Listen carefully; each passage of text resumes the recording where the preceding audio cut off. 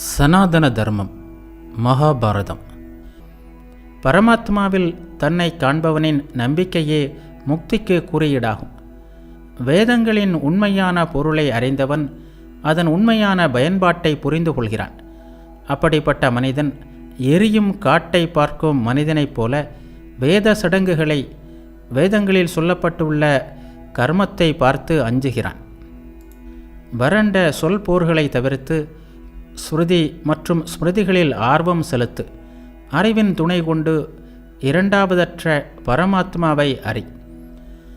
எனவே ஒருவன் வேதங்களின் துணை கொண்டு அந்த அறிவை அடைய முயல வேண்டும். வேதங்களே பரமாத்மா, அவையே அவனது உடல், அவையே உண்மை. விலங்கின் தன்மையால் கட்டுப்பட்டுள்ள ஆன்மா வேதங்களில் கலந்திருக்கும் பரமாத்மாவை அறிய இயலாததாக இருக்கிறது. எனினும் அந்த பரமாத்மா சுத்தமான அறிவால் அறியத்தக்கவன் ஆவான். வேதங்களில் சொல்லப்பட்டுள்ளபடி தேவர்களின் இருப்பும், உடல்களால் செய்யப்படும் செயல்களின் திறனும், செயல்பாட்டின் திறனும் அனைத்து யுகங்களிலும் கவனிக்கப்பட்டுள்ளது. இவற்றை விட்டு விடுவதும் நிர்மூலமாக்குவதும் புலன்களின் அறிவுகளின் சுத்தத்தால் கூறப்படுகிறது. எனவே புலன்களின் செயல்பாட்டை இடைநிறுத்தம் செய்வதே உண்மையான உபவாசம் ஆகும்.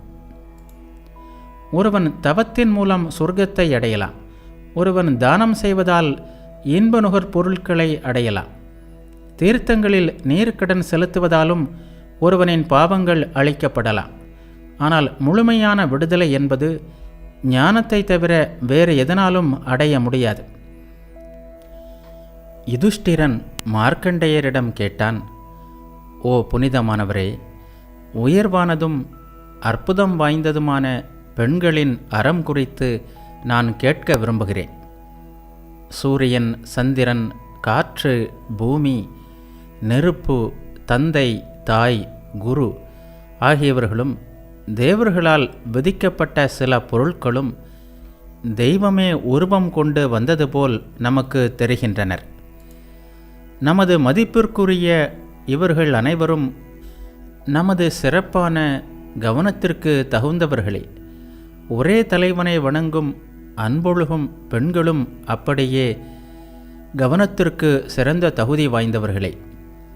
கற்புள்ள மனைவியர் கணவர்களுக்கு வழங்கும் வழிபாடு பெரும் சிரமம் கொண்டது என நான் கருதுகிறேன்.